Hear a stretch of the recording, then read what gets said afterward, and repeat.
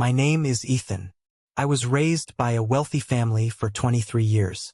On my 23rd birthday, I finally learned a cruel truth. I am not the Shen family's biological son. The real young master has returned. And as the fake young master they raised for 23 years, I have only one fate. Get out. Even more ridiculous, they even gave me 20 million. If I were an ordinary person, I probably would have knelt down and cried, begging them not to kick me out.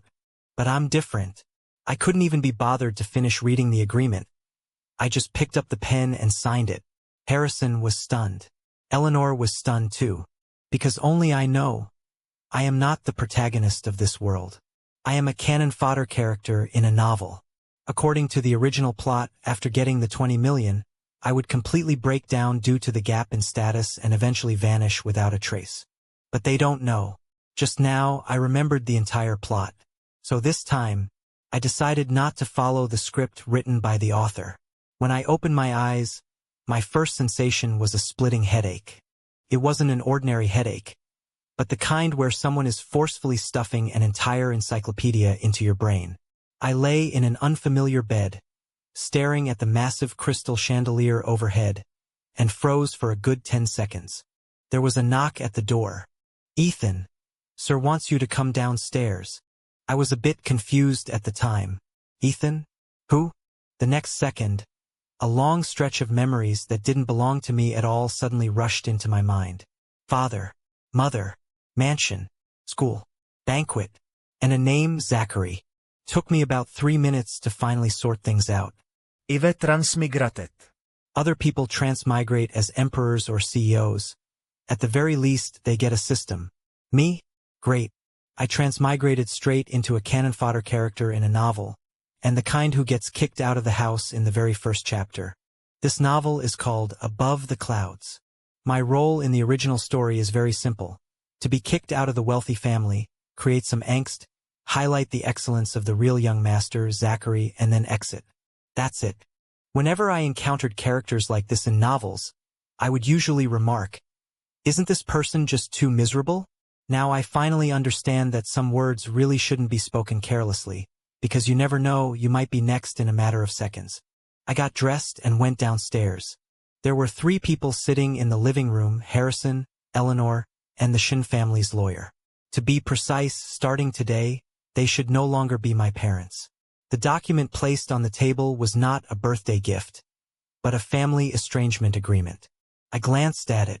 The content was simple. Renounce inheritance rights to the Shen family, forfeit all future property allocations, and leave the Shen family. As compensation, 20 million. To be honest, when I saw that number, only one thought crossed my mind. This family is quite generous. Harrison looked up at me. Ethan, have you made up your mind? I have. He frowned. Do you know what it means once you sign? I know.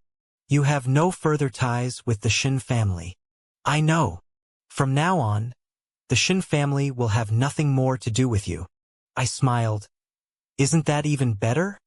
The living room fell silent instantly. The look in Harrison's eyes clearly changed. He probably started suspecting that the son before him had been driven mad. Actually, I'm not crazy. I just know the plot. According to the original story, I should be crying now, begging them, and then saying, "Dad, Mom, you raised me too." Then Eleanor would cry, Harrison would stay silent. I'd keep crying, they'd keep their cold expressions, and finally I'd take 20 million and get lost. I know the whole routine inside out, so I couldn't be bothered to act. I just picked up the pen. Where do I sign the agreement? The lawyer paused for a moment. Here. I lowered my head and signed my name with a few swift strokes. The entire process took less than a minute. Harrison was completely stunned. Eleanor's eyes also reddened. Ethan. I looked up. Is there anything else? She looked at me, her lips trembling. But in the end, she only said, 23 years. I didn't speak. I really couldn't respond to that. 23 years, not 23 days. She held me, celebrated my birthdays with me, and she once stayed by my hospital bed all night when I was sick. Those feelings were real. I couldn't tell her all the kindness you showed me was fake, because it wasn't. But at the same time, I couldn't force myself to stay in a home that no longer belonged to me just because those feelings had once existed. So I said softly, "I don't blame you, but I don't want to stay either." I put down the pen. "That should be enough, right?" Harrison remained silent for a long time, and finally said, "From now on, take care of yourself." I nodded. "You too." I got up to leave. Just as I reached the door, Eleanor suddenly called out to me and handed me a bank card. "There are 20 million in here. The password is your birthday." I took the bank card without refusing. "Thank you." She looked at me, seemingly wanting to say something more, but in the end, she said nothing. The moment the door closed, I stood in the hallway and suddenly felt my entire being lighten. 23 years. I finally no longer have to play the role of the young master of the Shen family. I looked down at the bank card, 20 million. I couldn't help but smile. Before I transmigrated, I was an emergency room doctor, earning over 10,000 a month, working overtime every day. At that rate, saving up 20 million would probably take me until the next life. Now the Shen family has kicked me out and, incidentally, compensated me with 20 million. This buyout actually turned out to be quite a good deal. According to the original story, after leaving the Shen family, I should have gone back to my room to pack my luggage and then wept over the things that had accompanied me for 23 years. But I didn't. I went straight back to my room, turned on my phone, and first canceled my number. Customer service asked me, "Sir, are you sure? This number is linked to many services." I said, "Yes, I'm sure." I hung up the phone, took out the SIM card, threw it into the toilet, and pressed the flush button. Watching it disappear, I suddenly felt that something indescribable was being flushed away with it. Then I opened WeChat, over 600 contacts, deleted them all. It wasn't out of hate, but rather because there was no need. Most of these people knew the young master of the Shen family. Not me. The clothes in the closet I wouldn't take. The luxury watches I wouldn't take. The collectibles I wouldn't take. The car keys I left on the table. I left it all behind. The butler stood nearby, hesitating as if wanting to speak, and finally asked, "Young master, are you really taking nothing with you?" I thought for a moment. "Take one thing." He breathed a sigh of relief. I pointed at the bank card, 20 million. The butler. I almost laughed out loud. It's not that I'm materialistic. It's just that the Shen family doesn't want me anymore. So I can't very well walk away without my severance pay. Dragging a suitcase, I walked out of the Shen household. Standing at the gate, I looked back. To say I had no feelings at all for the place where I'd lived for 23 years would be a lie. But it was only sentiment, not a sense of belonging. I used to think a mansion was a home, but I later realized that a home isn't the square footage on a property deed. Nor is it a surname. It's having someone who wants you to come back. And now I have no reason to go back. So I turned, got in the car, and left. I didn't look back. I didn't stay in Linjiang. I bought a high-speed train ticket straight to Nanyuan. Nanyuan is a very ordinary city, no Shen family, no main cast, no wealthy family infighting, and even the original plot rarely touches here, which makes it the perfect starter village for me. More importantly, no one knows me here. On my third day in Nanyuan, I bought a house. 180 square meters. River view, 32nd floor, total price over 9 million. The agent asked if I would pay in full or take out a loan. I said in full. He froze for a moment. We signed the contract that day, paid the next day, and got the keys on the third day. I stood before the floor-to-ceiling window looking out at Nanyuan Bay, feeling for the first time that this place truly belonged to me. No Shen family, no parents, no so-called inheritance rights. Only me. On the fourth day, I went to the Porsche dealership. The salesperson asked what model I liked. I said the 911 Carrera S. He asked if I needed a loan. I said no. The look in the salesperson's eyes changed. It wasn't that I particularly loved sports cars. I just suddenly wanted to experience it once. After being driven out of a wealthy family, what it felt like to drive my own car. A few hours later, a silver gray 911 was parked before me. I sat in the driver's seat and stepped on the gas. The moment the car surged forward, I couldn't help but smile. It was a strange feeling. I had just lost a so-called wealthy family identity. Yet for the first time, I felt that I truly owned my life. But I didn't continue spending money recklessly. 20 million was just the principle. My real ace in the hole was what was in my head. Before transmigrating, I was an emergency room doctor, and the world I came from was far ahead of this one in terms of cultural industries, novels, movies, music, the internet, short videos, games. All sorts of mature business models were ready-made for me.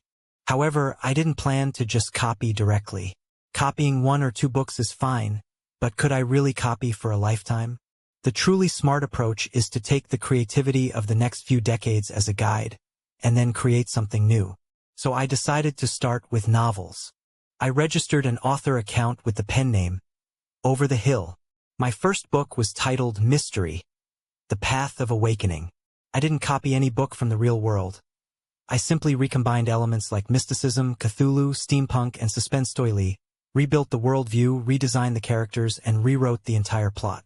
I was quite confident when I posted the first chapter. The result, after 3 days, 300 collections, a few dozen followers. The editor sent me a message saying the genre was relatively new, so market acceptance might be limited. I stared at those 2 sentences in silence for a few seconds.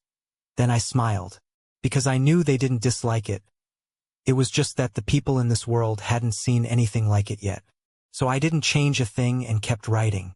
First week, 37th on the new book chart. Second week, 9th. Third week, 3rd. A month later, 1st. The editor's attitude did a complete 180. Ethan, when would it be convenient to sign the contract? I said right now. After signing, the book exploded completely. Readers frantically chased updates, and people urged for more in the comments section every day. Some said, "How on earth is the author's brain wired?" Some said, "This world building is ridiculous." And others said, "If this book were adapted into a TV series, it would definitely be a hit." Looking at these comments, there was only one thought in my mind. You think this is ridiculous now? That's because you haven't seen the future of internet entertainment yet. In 6 months, this book became a phenomenal hit on the platform. In 1 year, my income exceeded 10 million. In 2 years, I founded my own cultural company. I started working on intellectual property rights, film and television, music, animation, games, and a complete IP industry chain was gradually established. I was no longer just writing novels. I started creating content. 3 years later, my assets surpassed 1 billion. That fake young master who had been driven out of the Shen family was no longer mentioned by anyone. They started calling me Beyond the Hill, the youngest cultural capital leader in Nanyuan. But just as my career was growing bigger, I met a woman. And this woman made me doubt for the first time that the original plot might not be nearly as simple as I had imagined. That afternoon, I went to an independent bookstore called Ferry Crossing, simply wanting a quiet place to sit for a while because I was too tired from work. A girl was sitting by the window, wearing a white shirt and khaki trousers, her long hair draped over her shoulders, reading 100 Years of Solitude. I hadn't intended to strike up a conversation, but when she flipped to a certain page, her brow suddenly furrowed. I said without thinking, "This part is indeed a bit strange." She looked up. "You think so too?" I nodded. And just like that, we started chatting from Marquez to Borges, then to Calvino, and eventually even to movies and life. 2 hours later, we realized we had been talking for so long without even knowing each other's names. She smiled and extended her hand. "I'm Grace." I held her hand, and a strange feeling suddenly came over me. Grace. Why did that name sound so familiar? After that, we met many more times. Coffee, movies, walks, reading. I discovered she was completely different from the wealthy heiress I had imagined. She didn't like luxury goods, didn't like parties, and liked even less being treated specially because of her status. Once she asked me, "If I weren't a member of the Gu family, would you still be with me?" I smiled. "I don't even know you're a member of the Gu family." She smiled too. "That's why I like you." Until that stormy night, as we shared an umbrella walking to the parking lot, I suddenly stopped. "Grace. I like you." She looked at me for a long time, then smiled. "I know. I froze. Why? She said. Because I like you too. I was smiling, but it felt as if a bolt of lightning had split my mind open. The Gu family. Grace Gu. The Gu group. I froze in place because I finally remembered she was a character in Above the Clouds, and a very important one in the later stages at that. That night, the first thing I did when I got home was open the original novel and search for Grace's name. Sure enough, there it was. And the more I read, the stranger my expression became. In the original story, Grace eventually leaves the Gu family because she refuses an arranged marriage, and then marries an ordinary writer. The text doesn't even give this man much description, only writing one sentence. The eldest daughter of the Gu family, Grace, ultimately chose a young writer and left the world that originally belonged to her. I stared at that sentence for a full 5 minutes, then looked down at myself. Young, a writer, living in Nanyuan, and acquainted with Grace. A ridiculous idea suddenly popped into my head. That writer couldn't be me, could it? If that were really the case, it meant that not only had I changed my own plot, but I had also started stealing the plot of the original supporting female character. To be honest, my first reaction at the time wasn't fear, but rather a desire to laugh, because I finally understood that the so-called protagonist might not be that absolute after all.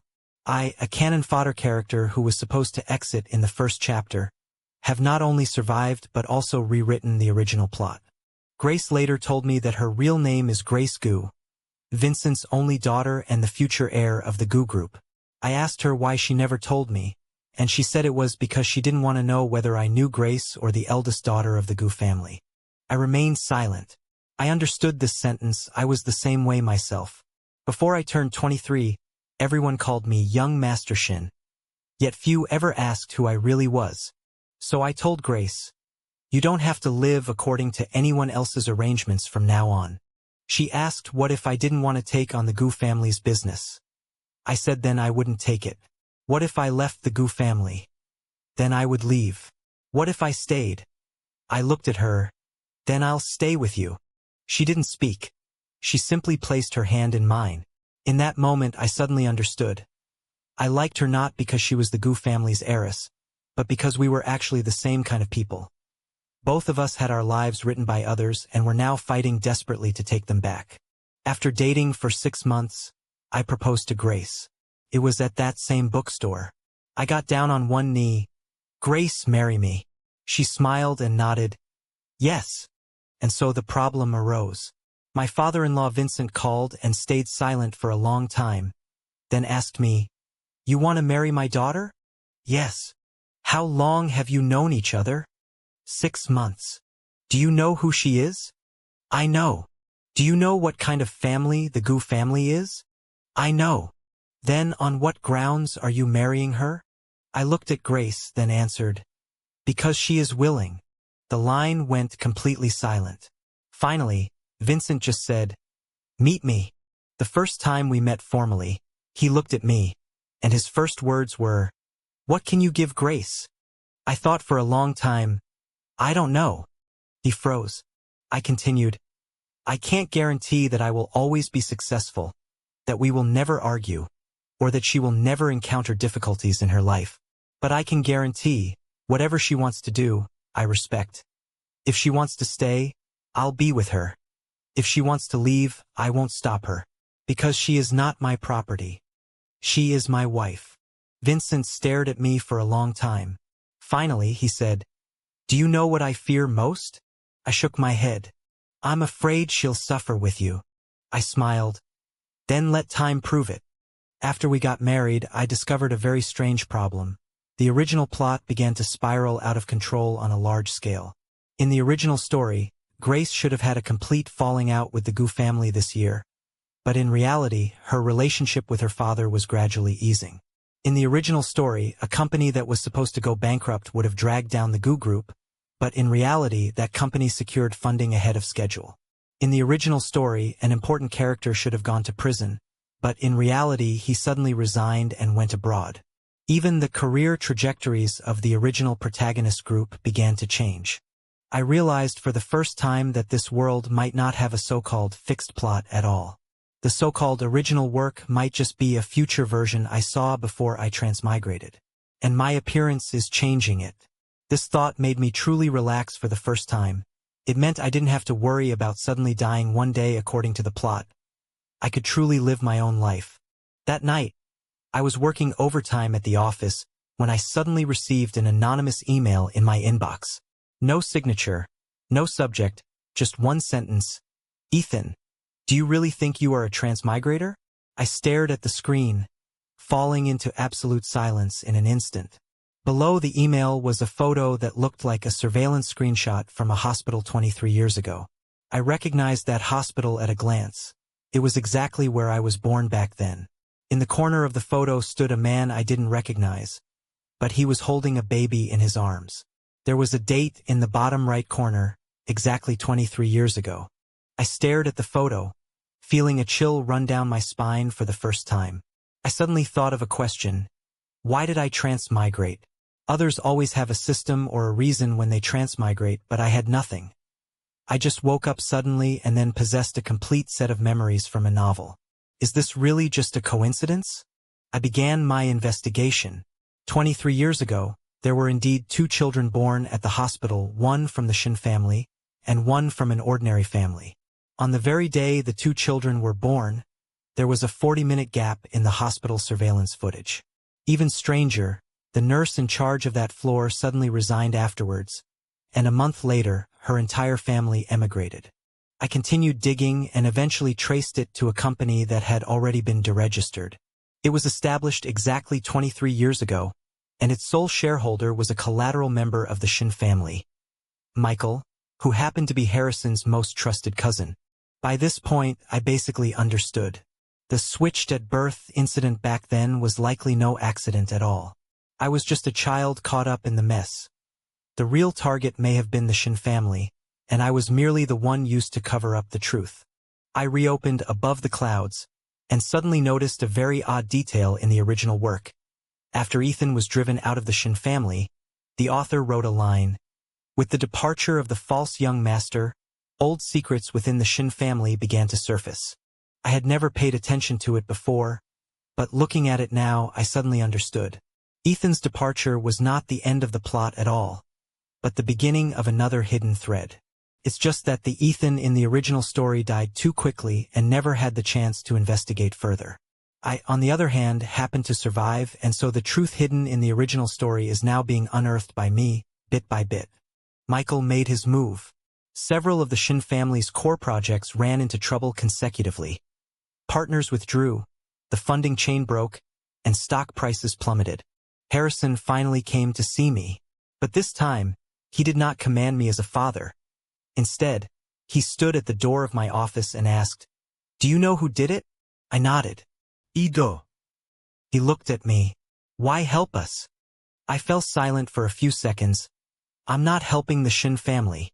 He asked, "Then who are you helping?" I looked out the window. "Helping that child from 23 years ago who knew nothing." Harrison froze, his eyes slowly turning red. Because he finally understood that back then, that child had no choice, and neither did I. I used my own capital and connections to stabilize the Shen family's capital chain, while compiling all the evidence against Michael from over the years. I still remember the night before I handed the evidence to the police. I enlarged that surveillance screenshot to the limit.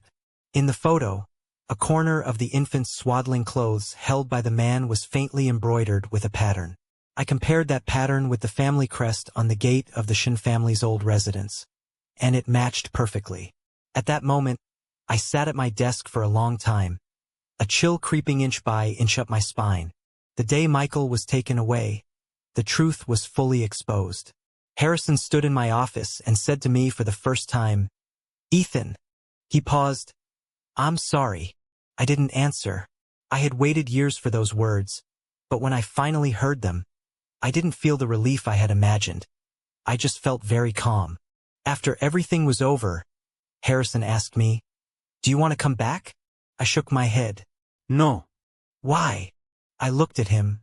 "Because I already have a home." He said, "The Shen family is also your home." I fell silent for a few seconds, and finally said, "It used to be, But it isn't anymore. It wasn't hatred, nor revenge. It was just that I truly no longer needed that place. I had Grace, the children, my own career, friends, and a house where the lights come on at night. Why should I go back to prove that I am the young master of the Shen family? I stopped needing to prove that a long time ago. After everything was over, I reached out to Zachary and arranged to meet at a cafe. He looked different than before, with less of that young master's arrogance and a bit more weariness. After sitting down, he asked me, "Do you hate me?" I shook my head. "I used to. And now? Not anymore." He smiled bitterly. "Everyone says I won. But sometimes I don't even know what I actually won." I looked at him and suddenly felt a sense of pity. He had gained the Shen family, yet he was also bound by its expectations. Everyone wanted him to be outstanding, to prove himself, to become the perfect heir. I asked him, "What do you want for yourself?" He was stunned and didn't answer for a long time. Finally, he said, "I don't know." I smiled. "Then go find it. Come back when you've found it." He looked at me and smiled for the first time. "What if we find it?" I said, "Come to Nanyuan. I'll treat you to dinner." Not long after Grace and I got married, she became pregnant. That night she walked out of the bedroom holding a pregnancy test. "Ethan, what's wrong?" She didn't speak. She just handed it to me. I looked down, 2 lines. I froze completely. "Really?" She nodded. I stood stunned for 3 seconds. Then I just hugged her. In that moment, I truly realized for the first time, I no longer had any ties to the Shen family, yet I had a home that truly belonged to me. After the baby was born, Vincent came to see the child on his own initiative for the first time. That man used to think that only a wealthy family could give his daughter happiness. But now, as he held his grandson, he suddenly fell silent for a long time. The baby smiled at him. His eyes instantly turned red, and he said to Grace, "Dad was wrong before." Grace didn't say a word. She just hugged him. I stood by without interrupting, because some words only carry meaning when spoken between a father and a daughter. Years passed. The company went public. The novel was adapted into film and television, and music copyrights kept growing. I earned more and more money. But strangely, I became increasingly numb to these numbers. Because I suddenly realized that before, I desperately made money to prove that I could live well even without the Shen family. But later I didn't need to prove it anymore. I was already living well.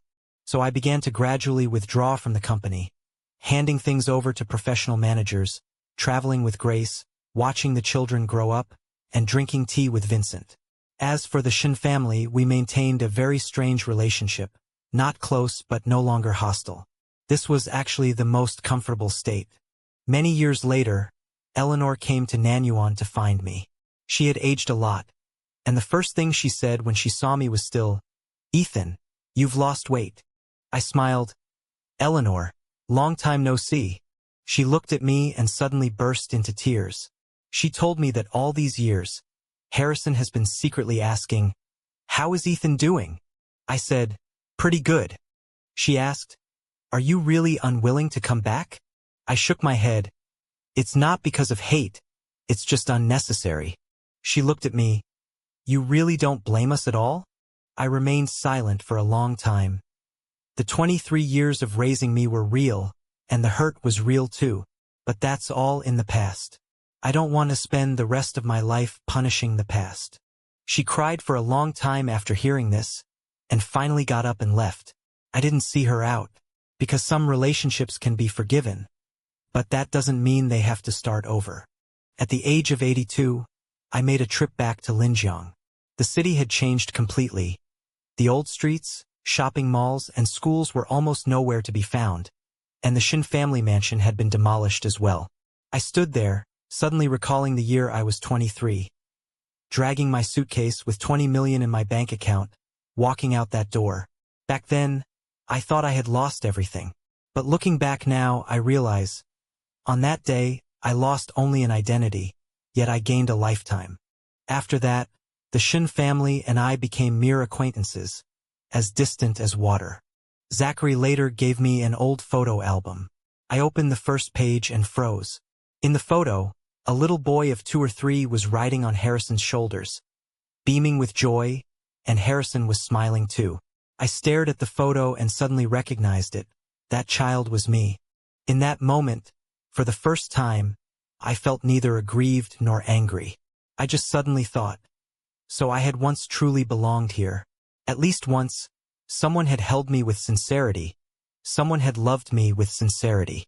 So I no longer need to deny those 23 years. They were real, but they are not my whole life. Grace had been by my side for over 60 years. Her hair turned from black to white, and her steps grew slow where they were once light, yet she still loved to sit by the window reading. At the age of 87, she lay in bed with little strength left. I called her name, but she did not answer. I reached out to feel her breath. Her fingertips were warm, but there was no breath. I stood frozen for nearly a minute, until the wind from outside blew in, fluttering the pages of 100 Years of Solitude by her pillow. I lowered my head and kissed her forehead, whispering, "Good night." That was the most peaceful farewell of our 60-some years of marriage. She didn't respond, but I knew she heard me. After Grace left, I started writing my memoirs. The first sentence I wrote was, "My name is Ethan," but I felt it was too ordinary and crossed it out. The second sentence, "I was once the Shen family's fake young master," was also crossed out. Finally, I wrote, "When I came to this world, I had nothing. Now I have everything." I put down my pen and looked out the window. Nanyuan Bay, the sea breeze, the sunset, the lights, just like decades ago. Only when I arrived here back then, I had just a suitcase, 20 million in my bank account, and a head full of novel plots. I thought the 20 million was the severance pay the Shen family gave me. Later, I realized that what those 20 million truly bought wasn't wealth, but freedom. Without that 20 million, I might have stayed in the Shen family just to survive, continuing to play that so-called young master. And there wouldn't have been anything that followed. At 88, I sat on the rocking chair on the balcony. My granddaughter was lying beside my legs when she suddenly asked me, "Grandpa, when in your life have you been happiest?" I thought for a long time. My first book hitting #1?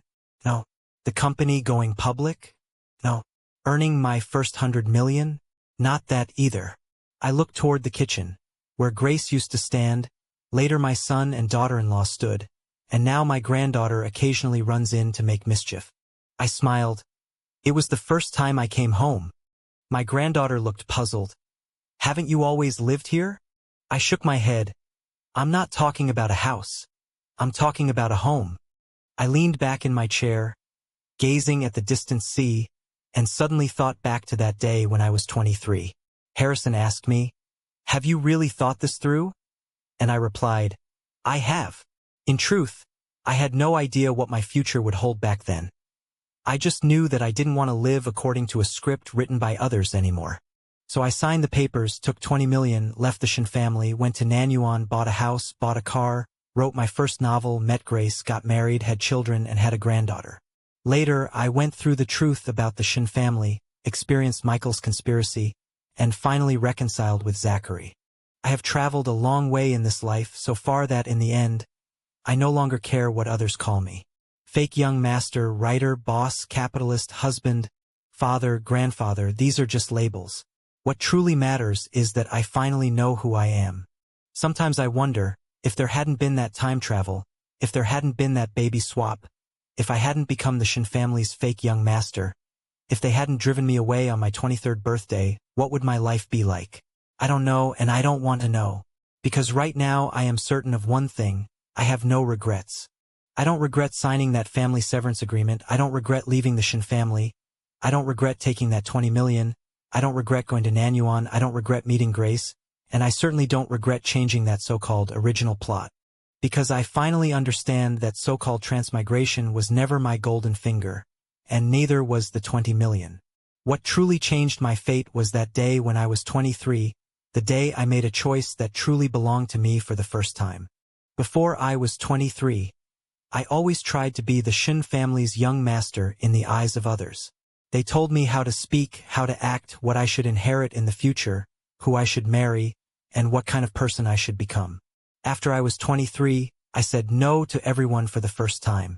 I want to decide for myself, I want to choose for myself, and I want to bear the consequences myself. And it was from that day on that I truly became Ethan. So later someone asked me, "What is your greatest achievement in life?" I said, "I made a lot of money." They laughed. But I knew that wasn't it. The real answer is, I finally have a life where I don't need to prove anything to anyone. I once desperately tried to prove that I could survive without the Shen family, only to realize later that there was no need to prove it at all. Because life is not an exam.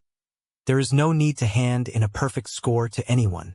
I don't need to be the Shen family's finest young master, nor do I need to be the richest person in the world, nor do I need to be a success in everyone's eyes. I only need to be myself. At the age of 88, I picked up that memoir again. I turned to the first page, on which there was only one sentence.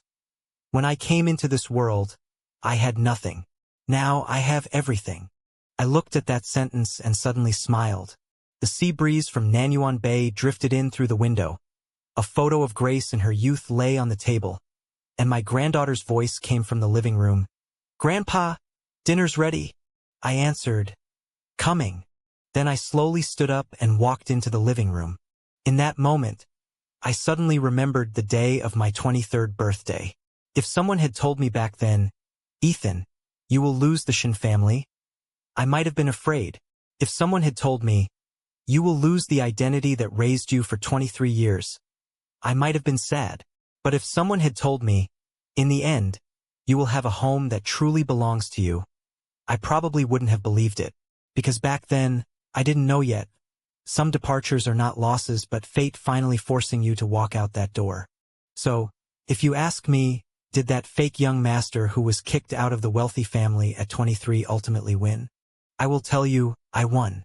But not because of how much money I made, not because of how many houses I bought, not because the Shen family begged me to return later, and not even because I uncovered the truth from 23 years ago. It is because that person who once could only live according to the plot arranged by the author, finally rewrote his own ending with his own hands. I didn't take back the Shen family. I didn't take revenge on Harrison. I didn't force Eleanor to kneel and apologize. And I didn't compete with Zachary for the so-called true son status. Because in the end I realized that the things that truly belong to me never need to be snatched away. Family, love, career, freedom, and my own life. These are the things I truly possess. My name is Ethan. Before the age of 23, I was the fake young master of the Shen family.